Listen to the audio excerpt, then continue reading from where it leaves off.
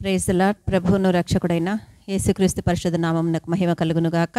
మీ అందరికీ కూడా యేసు నామం పేరిట వందనాలు చెల్లించుకుంటున్నాను. ఈ దినమునకు గాను దేవుడు మనకు అనుగ్రహించు వాక్యము సామెతల గ్రంథము 28వ అధ్యాయము 25వ వచనమును దేవుడు మనకు వాక్యముగా అనుగ్రహిస్తున్నారు. ఆ వాక్యము, యెహోవా యందు నమ్మకం ఉంచువాడు వర్ధిల్లును అని దేవుడు మనకు వాగ్దానం ఇస్తున్నారండి.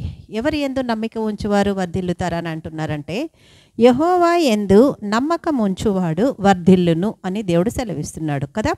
మన తండ్రి యందు ఎవరైతే నమ్మకం ఉంచుతారో వాళ్ళు వర్ధిల్లుతారు. ఇది కన్ఫామ్ అండి. అంటే దీనికి వచ్చి ఇంకొకరు ఇది ఇప్పుడు కాదు రేపని చెప్పడానికో, లేక ఈ విధంగా ఉన్నవారికే ఇది అని చెప్పడానికో, లేక ఇది మీకు కాదు ఇంకొకరికి అని చెప్పడానికో కాదండి. ఇది దేవుడు మనకిస్తున్న వాగ్దానం ఏమై ఉందంటే, నువ్వు ఎవరి యందు నమ్మకం ఉంచితే, ఏ రీతిగా నువ్వు నమ్మకం ఉంచితే దాని ప్రకారం నువ్వు వర్ధిల్లుతావని నిన్ను ఆశీర్వదించే దేవుడి రోజు నీకు వాగ్దానం అనుగ్రహిస్తున్నాడు. ఆ వాగ్దానమే చదవబడిన ఈ సామెతల గ్రంథము 28వ అధ్యాయము 25వ వచనములో చివరి వాక్యంగా దేవుడు సెలవిస్తున్నమాట. యెహోవా యందు నమ్మకం ఉంచువాడు వర్ధిల్లును అని సెలవిస్తున్నాడు. అంటే నమ్మకం ఉంచాలి, అంటే విశ్వాసం ఉంచాలి. నీ దేవుడు అన్నీ చేయగలడు, ఆయనకు అసాధ్యమైనది ఏది లేదు అని దేవుడు సెలవిస్తున్నాడు. ఆ రూఢితనము, ఆ యొక్క విశ్వాసము ఎలా వస్తుంది? నువ్వు నీ దేవుడి మీద భారం వేయొచ్చండి. ఈరోజు నిన్ను ఆనుకుని నీవు దేవునిని ఆనుకుని నువ్వు జీవించడానికి, నీకు సర్వము సకలము చేసే ఒక పరిశుద్ధుడు నీకు తోడున్నాడు అని నువ్వు చెప్పడానికి ఇతరులైతే తడబడాలేమో, వేరే వాళ్ళైతే వెతుక్కోలేమో, కానీ నువ్వు ఆ విధంగా లేవు.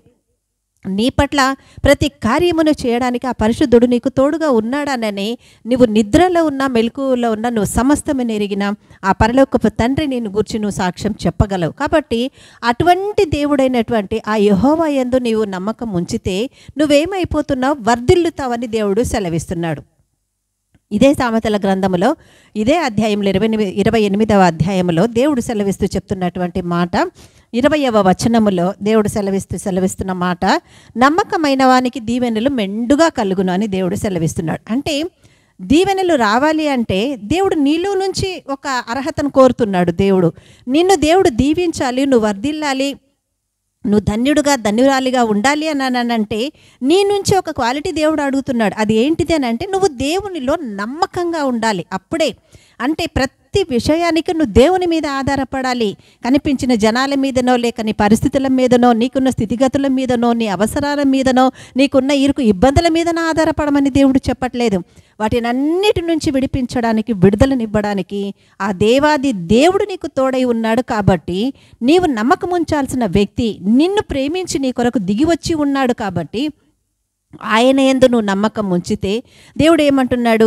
నువ్వు వర్ధిల్లుతావని దేవుడు సెలవిస్తున్నాడు. యెహోవా యందు నమ్మకం ఉంచువాడు వర్ధిల్లును అని అన్నాడు. యెహోవా యందు దేవుడు సెలవిస్తున్న మాట, దేవుని యందు నమ్మకమైన వానికి దీవెనలు మెండుగా కలుగును అని దేవుడు సెలవిస్తున్నాడు. అంటే చాలామంది దేవుల్లో వర్ధిల్లుతూ ఆయన కృప ప్రకారం ముందుకు కొనసాగిపోతే వాళ్ళు ఎవరు అని అన్యులైన వారు కూడా చెప్పేయగలరండి. ఎవరంట?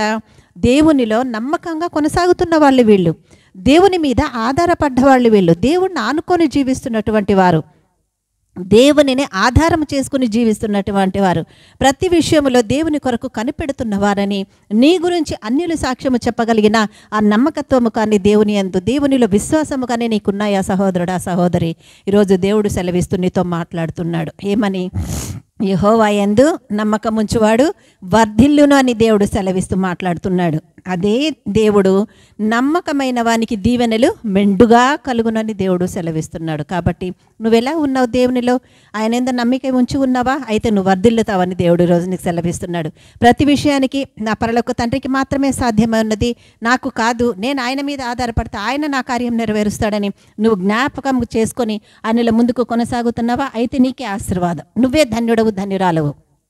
అందుకే దేవుడు ఈరోజు నీ దగ్గరకు వచ్చి సెలవిస్తూ మాట్లాడుతున్నాడు. అందుకే కదండి శద్రకు, మేషకు, అబేద్నెగోలను అగ్నికుండములో వేసినప్పుడు వాళ్ళు ఏమన్నారు? వచ్చి అడిగినప్పుడు, మీరు ఉన్నారా, ఇంకా ఎవరైనా వెళ్ళిపోయారా ఏంటి అని వచ్చి వాళ్ళని అడిగినప్పుడు వాళ్ళు చెప్పే సమాధానం ఏంటిదండి? అగ్నిలో నుండి రక్షించుటకు మా దేవుడు సమర్థత కలిగిన వాడు అని సెలవిస్తున్నారు కదా. మరి నీ విశ్వాసము కూడా నీ కష్టములో నుంచి నీ దేవుడు నిన్ను విడిపించడానికి సమర్థుడని నువ్వు నమ్మితే, ఆ యెహోవా యందు నువ్వు నమ్మకం ఉంచితే నువ్వు వర్ధిల్లుతావని ఇది నా వాక్యం ద్వారా నీతో మాట్లాడుతున్నాడు. ఇటు కృప ఈ వాక్యం ద్వారా దేవుడు అందరికీ అనుగ్రహించి ఆయన మాత్రమే మహిమ పొందును గాక. ఆమేన్, ఆమేన్, ఆమేన్.